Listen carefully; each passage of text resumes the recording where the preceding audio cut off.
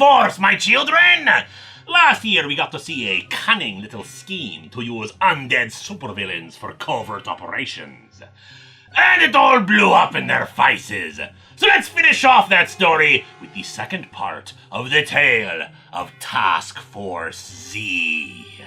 With Bloom now in control of their supply of Lazarus resin and protected by the company Powers International, the Red Hood and his zombified supervillain team are not in a good spot. They suspect that Bloom will be building an army, so Jason Todd thinks they should be doing the same. With Amanda Waller having left things for the moment, former members of the Suicide Squad are now available for recruitment. Copperhead, Madame Crow, Solomon Grundy, and even serial killer Victor Zaz are killed and resurrected with the Lazarus serum. But the problem with having undead villains on your team is that they are not necessarily loyal. Mr. Freeze spots the supply of Lazarus resin that they have, overseen by mad scientists Delia and Amelia, and decides to take it all for himself to be brought back to life permanently. Boo!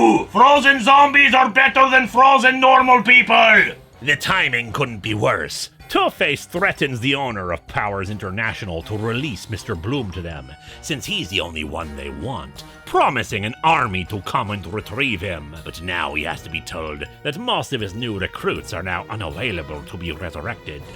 And what's more, Bane and KG Beast have used up the supply in their own bodies. With no other choice for the supplies they need, Red Hood goes back to the Batcave to steal the Lazarus resin he had given Batman. Batman himself is chasing down Harvey Dent, who is serving as a distraction, while other members of the Bat family, Nightwing, Tim Drake, and Batgirl Cassandra Cain, try to stop Jason. There is much talk of character development and emotions and how they feel about each other. Yeah, cape and costume drama. Give me my undead hordes, damn it! But in the end, he manages to slip the resin to his team. All the while, Mr. Bloom continues his trend of being a creepy mad scientist himself to the man Powers sent to oversee his work developing the resin for them. Also, he experiments on Man-Bat a lot, turning him into a baby with a bat head, a bat creature with a human head, that sort of thing. For science! Jason gets word from Stephanie Brown, the spoiler, that Powers' company might be doing something at an old ice rink, which might be something for them to look into. But unfortunately, it turns out it was a trap for them by Mr. Bloom. The corpse of Hannah Hobart, aka Sundowner, is waiting for them. And the lights get flipped off, unleashing her monstrous form that attacks them all. They manage to subdue her by getting Grundy on fire to create a bright enough light, but they lose Bane when he storms through some cops to give them a way out. Her body still has resin inside it when Jason Todd makes the call. Drain it from her body to make her dead permanently and recharge the rest of the team. But it seems even that has been accounted for. Mr. Bloom shows up at their headquarters to kidnap one of the twins, making some interesting revelations. First, that Bane is not Bane. He is another corpse that was pumped full of venom, and the twins had used an experimental procedure to transplant memories from one person to another, duplicating their personality. This allows him to take control of some of Task Force Z, having to transplant his own memories onto them. So who was the corpse they used? The superhero Gotham, who had died a few years back.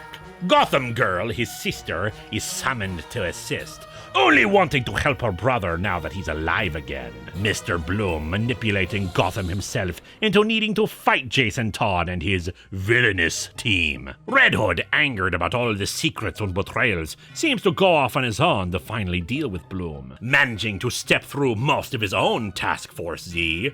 But Gotham's power is too much. Still, it turns out this was a ruse, a distraction to try to get the rest of the team into Powers International. But Bloom tracked them via a tracker he forced into Grundy. Bloom puts himself into a robotic Batman suit and fights them off, transplanting memories of the Red Hood into another corpse because...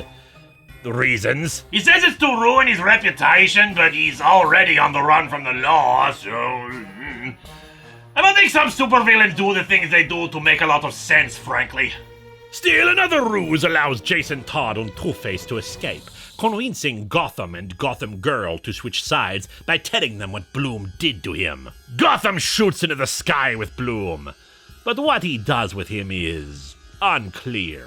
Point is, they have enough resin to resurrect him fully now, but he refuses, wanting to live what time he has left as himself. Bah, better to live as an eternal zombie, I think. It's done wonders for me. Since there's a corpse in the ruins of the building that looks like Jason Todd, they decide to let that sit, make people think he's dead. Though he does inform the Bat family he's still alive. Two-Face supposedly sticks around to try to explain to the cops what happened, but then takes the resin and leaves, resurrecting many of Task Force Z for his own purposes. What purposes are those? No idea, but frankly, isn't resurrecting the dead to be your monstrous minions a goal in and of itself?